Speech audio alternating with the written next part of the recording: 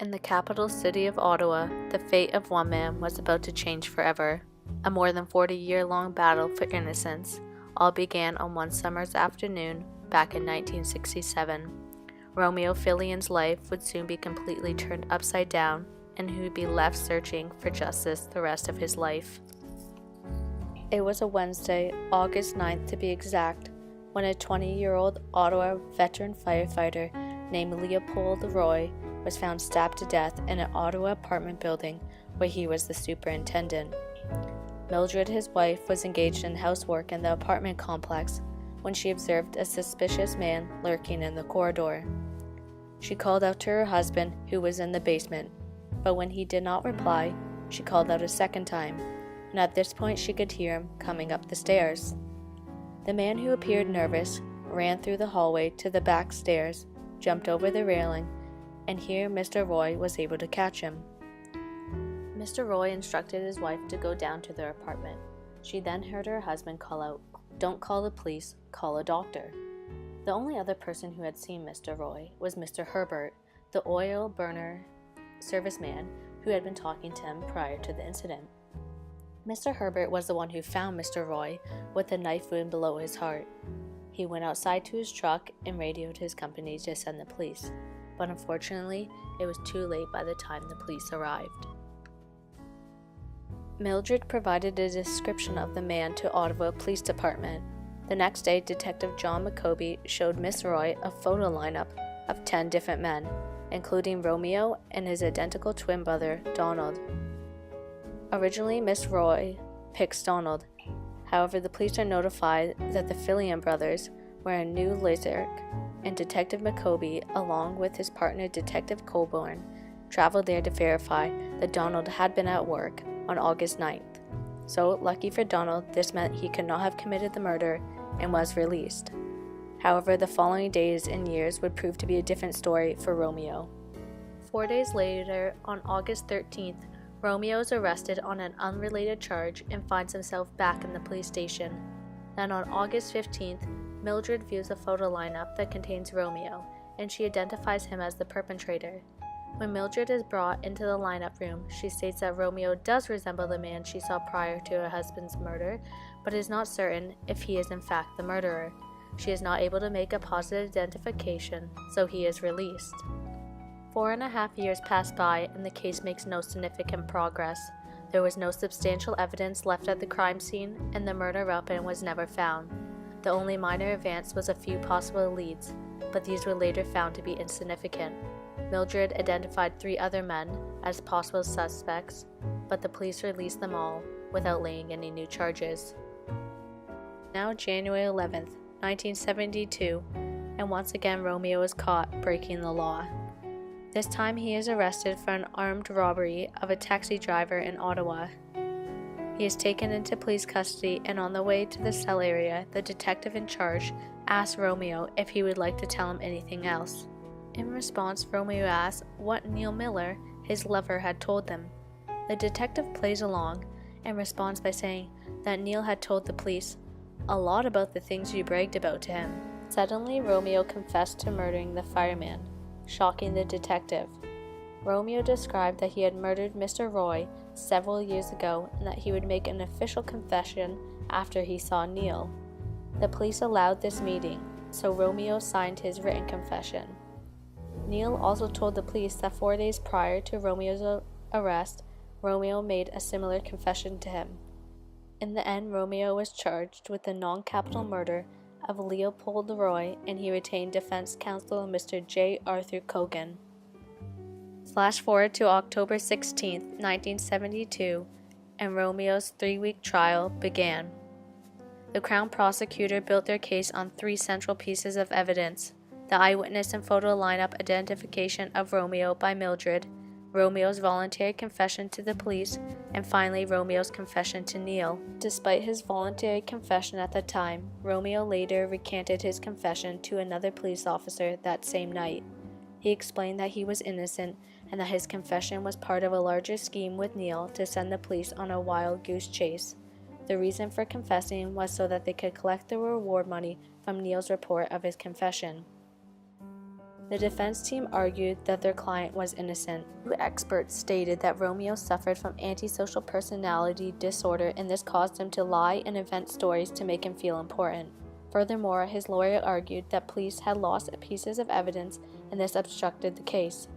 However, on November 7, 1972, the trial ended, and a guilty verdict was reached. His sentence, life in prison with no parole eligibility for 10 years. Romeo attempted to appeal his convictions on 2 separate occasions. Unfortunately, though, both appeals were dismissed. In 1998, 26 years after being convicted of murder, Romeo received an envelope which contained police reports from his Corrections Canada file. One document was a police investigation report that had been prepared on April 12, 1968 by Detective McCoby, and it provided an alibi for Romeo's whereabouts on the day of the murder. This new significant evidence would allow Romeo's case to be reopened. This turn of events would allow Romeo's miscarriage of justice to finally be analyzed. The full extent of wrongful convictions is not entirely known, but there are estimates that about 20% of all convictions in the United States may be wrongful. Wrongful convictions are a product of a multitude of systemic factors. However, the reality is that the problem lies not with the individual, but rather within the structure of the criminal justice system itself. In Romeo's case, a number of factors led to his wrongful conviction. Poor eyewitness testimony is one of the most commonly cited factors that leads to wrongful convictions. In fact, 52% of wrongful convictions involve eyewitness misidentification. For Romeo, the trial put too much emphasis on Miss Roy's faulty eyewitness testimony. First of all, estimated variables, those variables that are present at the time of the crime and are not able to be manipulated, are known to influence the accuracy of an eyewitness identification. It would be fair to suggest that Miss Roy would have most likely experienced heightened arousal in the moments before her husband was murdered, as she was on high alert about the suspicious man wandering around. She even felt uneasy to the point that she calls out her husband numerous times to get his attention. Furthermore, her exposure time to the assailant was brief, as she only saw his face 3 times, hampering her ability to correctly remember all the details of his appearance. Also, when Miss Roy is first brought into the police station and presented with a photo lineup, she falsely identifies Donald Phillion as the attacker. Then, during the second photo lineup, she is not able to make a positive identification of Romeo. And finally, she also falsely identifies 3 other men during the course of the investigation. Given the various influences at work and the tendency to view eyewitness testimony as highly reliable, the Crown should have cautioned the jury against relying on Miss Roy's testimony as evidence of Romeo's guilt. Another issue in Romeo's wrongful conviction has to do with his false confession. Romeo suffered from both antisocial personality disorder and borderline personality disorder, which very likely played a role in his false confession. Dr. Good Johnson, an expert in the psychology of false confessions, gave a testimony on why someone like Romeo would confess to such a serious crime when he did not actually do so.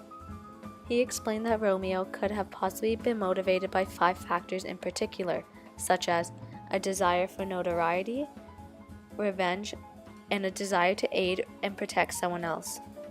Psychiatrist Dr. Arboleda, who testified that he had questioned Romeo about the truth of his confessions after giving him a so-called truth serum, concluded in his testimony that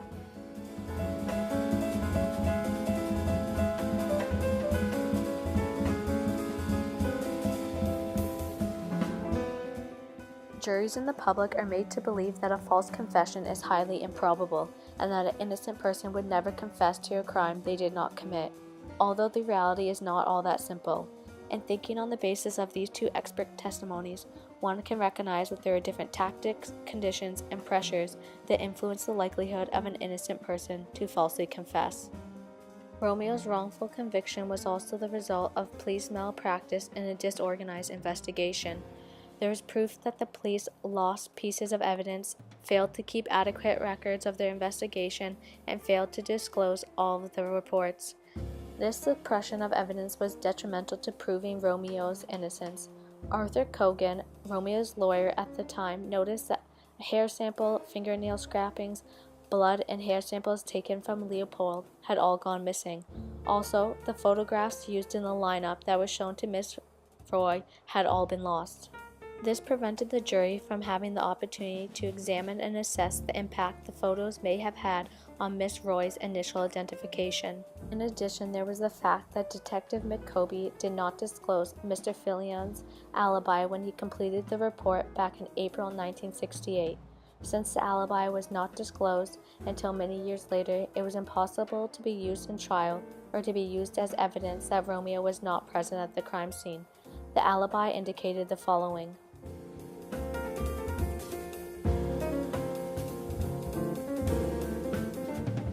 Another passage in the April 1968 report reads, "It would appear, though, that in the well-maintained files of the new Liskeard Police Department no such letter had been found, and it was concluded that the police department had not received either the 1968 report or its contents." When police engage in misconduct, the risk of detection is so low that there is a strong incentive for them to deviate. The state is reluctant to punish and apply criminal sanctions to those guilty of such professional malpractice. The criminal justice system is seen as an infallible, highly respectable, and reputable bureaucratic structure, so when errors are made, no one will question or challenge their mistakes. The final factor in Romeo's wrongful conviction is his marginalized social status. As a child, Romeo was sent away to St. Joseph's training school by his father, as him and his twin were mischievous and unruly. He was subsequently abused and beaten while there. Later, he was sent on his way to survive in a world where he had no real home or a support network, so he found himself having to live off the avails of prostitution, robbery, and assault. Because of his actions, he gained a criminal record. He was part of a vulnerable sector given his sexual minority status as bisexual and low social class. Though it does not explicitly state that his marginalized identity was a causal factor in his wrongful conviction, it could have very well played a role. Those who are underprivileged are the most frequent targets of wrongful convictions. The police tend to develop an us versus them mentality, and they ultimately believe that their wrongdoings will be justified. The legal system is an extension of the dominant class, which serves to protect and perpetuate their values and attitudes out into society while disproportionately punishing the lower classes. When Romeo became eligible for parole in 1982, he gave up applying because it required an admission of guilt, and he was not prepared to admit to a crime that he did not commit. Therefore, Romeo was the longest-serving innocent Canadian to have a murder conviction quashed in spite of being wrongfully convicted. The Innocence Project in Innocence Canada submitted a Section 6961 application for ministerial review in May of 2013. A couple months later, in July, he was released on $50,000 bail. But it was not until April 29, 2010 that the murder charge was finally withdrawn. April 29th happened to be his 71st birthday. In a news report, he was quoted saying, "I got an apology from the judge, which was a gift today. I was not expecting that." An apology can go a long way and represents the government and criminal justice system taking responsibility for their wrongdoings. As we know, Canada does not have mandatory compensation. There is a long wait, it requires significant amount of financial resources, and because of the number of appeals to prove one's factual innocence, it is a lengthy process. My birthday, 81 years old today. It's a beautiful day. The judge apologized for the wrongful thing happened, and I'm so happy. Waited 30 years for this. Lawyer James Lockyer lost his bid to have Phillion arraigned and speedily acquitted of the murder charge, but he said that what Ratushny did made up for all that. You know, I came here with my head down a bit. I was anxious about it, but I'm really pleased what Justice Ratushny did. It was just great for Romeo, and it was great for the administration of justice. And it was great for me too. Romeo fought tirelessly for compensation, but he was denied the right to sue by Superior Court Justice Eva Frank, but this decision was later overturned on appeal by the Supreme Court of Canada. Sadly, though, Romeo passed away at age 76 on November 2nd in 2015, before he could receive any compensation. He was a strong supporter of other people who are also victims of the systematic issue of wrongful conviction and is greatly missed in the community. As a society, we need more people like Romeo and other activist organizations who are willing to advocate for system-wide legal transformation and social equality.